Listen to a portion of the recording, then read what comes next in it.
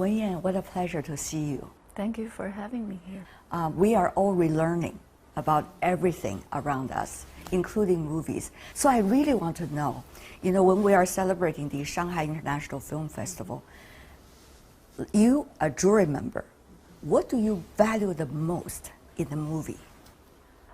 I would say a unique voice in a film, whether it's from a newcomer, a young talent, or an experienced filmmaker making his 10th film.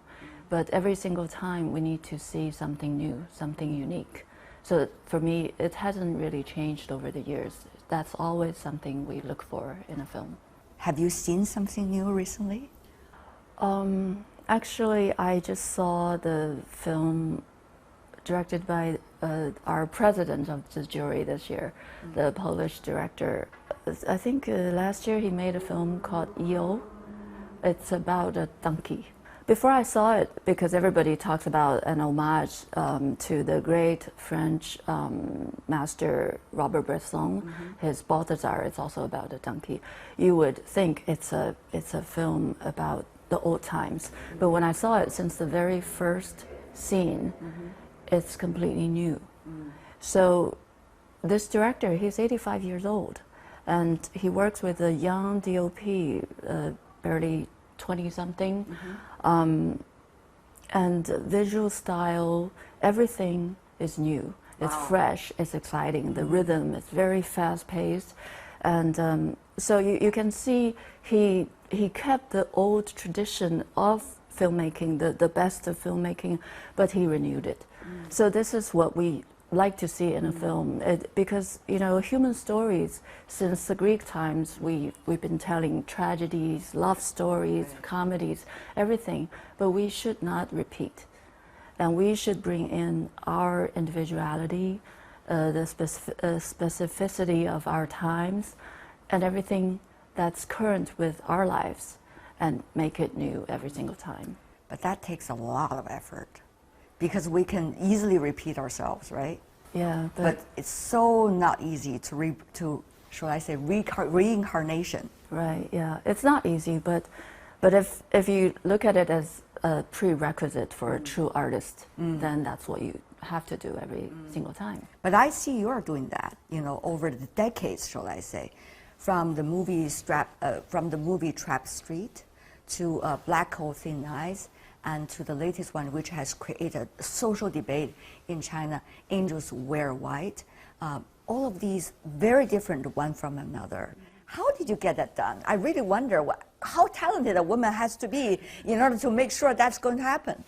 I think it's actually not that difficult, because if you're very true to yourself, you always listen to your own voice, you really observe what's around you and listen to yourself, and you find the most important issue that you want to address, and then you focus on it and try to make it the best you can, and then that's how you make it. But that's a luxury, some would argue.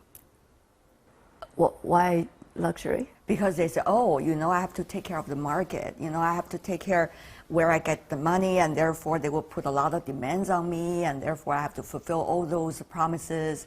And they will say, the world has changed. I have to take care of politics. I want to be someone, in the future in certain committees, and therefore it's a luxury. Well, yeah. Well, you can say purity is a luxury. You need to be clear. You need to concentrate. Yes, you need to be focused. You need to, because you cannot make a film. You just put in some ingredients and make a film. That's not a good film. I think all the good films, they have to have a true voice. And how do you have that true voice? You just need to make sure you concentrate. Black Hole Thin Eyes is an interesting example. I remember when you were responding to the fact that you really winning the award, you were saying, we didn't expect this. it's just something out of a pleasant surprise. Yeah, I think the reason for making that film is at that time, I think art house cinema is very difficult to make in China. So we want to sort of combine some commercial elements in it, but how do you do that? It's not easy. It's not just you just slap the two together. It doesn't work. So I thought of the film noir that was very popular in the West in the 40s, 50s, US, and then it went to France. And it still was a very popular genre in the West, but it was not really introduced in China. So I thought maybe we give it a try. At that time, a great try. Yeah, well, it turned out like that. But at the time, when we tried to explain to investors, film noir, nobody heard of it. So you never knew what's going to work, and you have to trust yourself and then be courageous. Angels Wear White, very different story about young girls, women, about rights, everybody's rights. So it was very early in the days when a movie about those are being told. I really wonder, how did you get inspiration to do that movie and the guts, shall I say, to do that movie, both as a filmmaker and as a woman? I think the urge comes from the fact that I'm a woman. And I kept wondering for quite a few years, many years actually, why these issues were not even addressed anywhere. Not on the internet, not in newspapers. And girls seem to have a very different life from boys. Should that be the case, or shouldn't it be? So it's a real question for myself. I've had this question for many years, and I observe, I try to talk to people, but people don't talk to me about it. Yeah, so I thought maybe the best way is to make a film and really bring out my question. It could be other people's question too. You are very firm in suggesting that you are not trying to give it the answer, but rather to ask a question. But it takes a lot of discovery to really ask a good question. Yeah. I'm sure when you were trying to make the movie, it was also a discovering process. Oh yeah, absolutely. About the issue itself and about girls, about women. Yes. And also, of course, the people around them. Tell me more about that discovery process. I basically put together all my observations of different kind of women, or women in different stages of their lives. For example, I had many, aside from the two girls, the main characters, I had this hotel clerk, the girl in her 20s, and then the mother, she's in her 40s, and then the lawyer.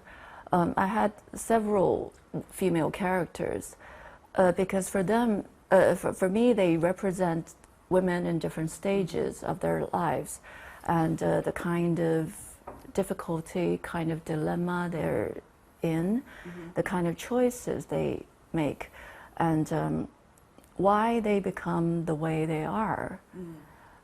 That probably says a lot about our society, how we view women, how women are viewed, how women are taught, and how they teach themselves. For example, the mother-daughter relationship. Now, the younger generation, they would say, oh, I would never do that. But if you look at older moms, older generation, they were taught to treat their daughters like that. So by bringing these scenes to life and make people see it, I think it helps us to understand what's going wrong and what we can change. And recently, as you know, I'm sure you know that very well, that there are new legislations coming out in China protecting the rights of the young girls, especially about sexual harassment at a young age. So I don't know, when you heard the news, what was going through your mind? Yeah, it was very exciting. And actually, I think the change came gradually over the last few years. You see women speaking out. They're more courageous. They help each other. And so it's not like back when I was doing my research, you know, when no one wanted to talk about it. People think it deserves discussion. It needs people's attention, yes. And then the legislation. I remember when the film was just out in 2017, a reporter asked me, "You think you can change the legislation?" That kind of question. Well, yes, you can.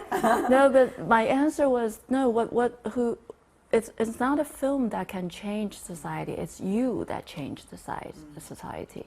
So I think it takes a lot of efforts, everybody's effort, to make real change. So I'm just really happy our film can be part of it. You did not act like many others, you know, so-called doing the mainstream movies. And you didn't follow, you know, what is so-called, you know, the taste of the international market either. So you're trying to discover your own way, and apparently everybody loves it.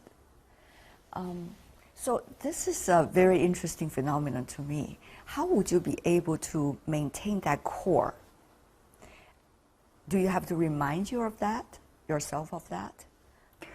No, I think this is the only way to make real artwork. Yeah. If you follow others, you're not a creator, you're not an artist. So for me, I don't have, I don't really need to worry about it. It's just, I just need to focus my attention on what I truly want to tell. You can say it's a luxury, but it also takes concentration. Right. Yeah. Being a woman director and producer, I'm sure a lot of people want to give you this title, female or woman. Do you like that? I don't care, whatever they say. Whatever they say in the promotional materials, Yeah, right? yeah, that's their problem. It's not mine. But the goal is to make good movies. Yeah, but also I think in terms of being a woman director, I think we have an extra responsibility is to make sure that more women can make films, more interesting, complex female characters show up on the big screen. Not stereotypes. Yeah, so I think it falls on us, so we have to do it. So I think the goal is really to make the efforts so that in the future, gender no longer is an issue. Recently, we see a lot of discussion about Chinese culture and Chinese civilization. Some can be very theoretical, others can be about one cultural phenomenon. When people describe you as a Chinese movie producer, how do you see this quote-unquote the Chineseness? I think all of this comes from the distance, come from not understanding a different culture very well. So you get all sorts of ideas about Chinese cinema. For example, once my film was in Estonia, and I remember one audience told me, I thought Chinese films are only martial arts films. So you just have to face it. They all have different ideas of what Chinese culture is. So I think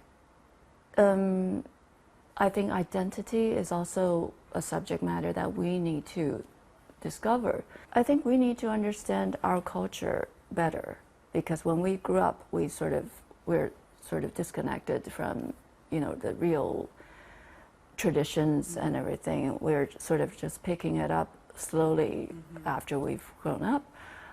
But also the film language, it's mostly a Western language. And we're borrowing a Western language, trying to tell a Chinese story, because this so-called three-act structure comes from Greek theater, comes from drama.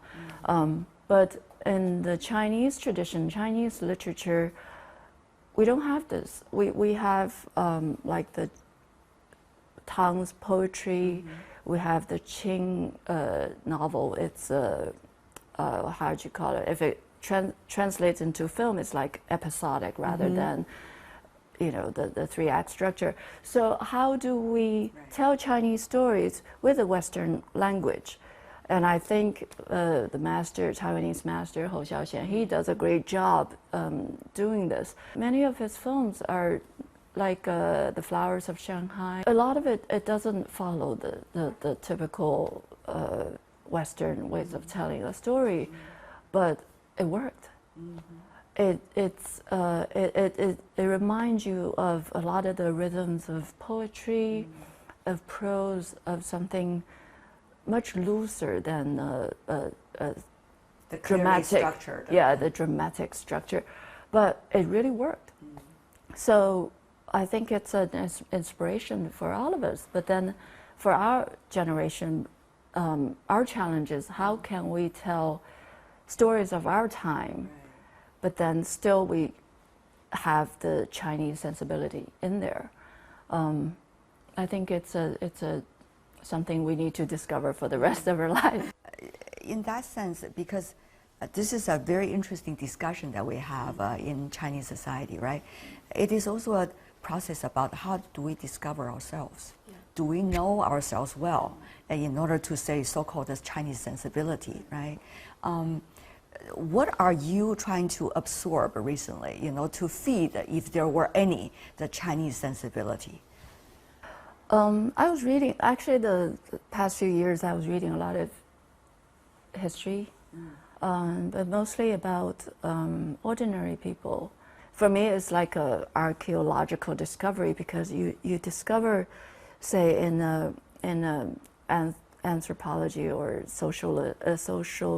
sociology report, and then you discover about this small village, about this family. You have only bits of records, traces of human existence, of stories, and then you discover, oh, this is the way I can understand how people lived at a time, how they think, how they have their yearnings, what kind of life they want to have.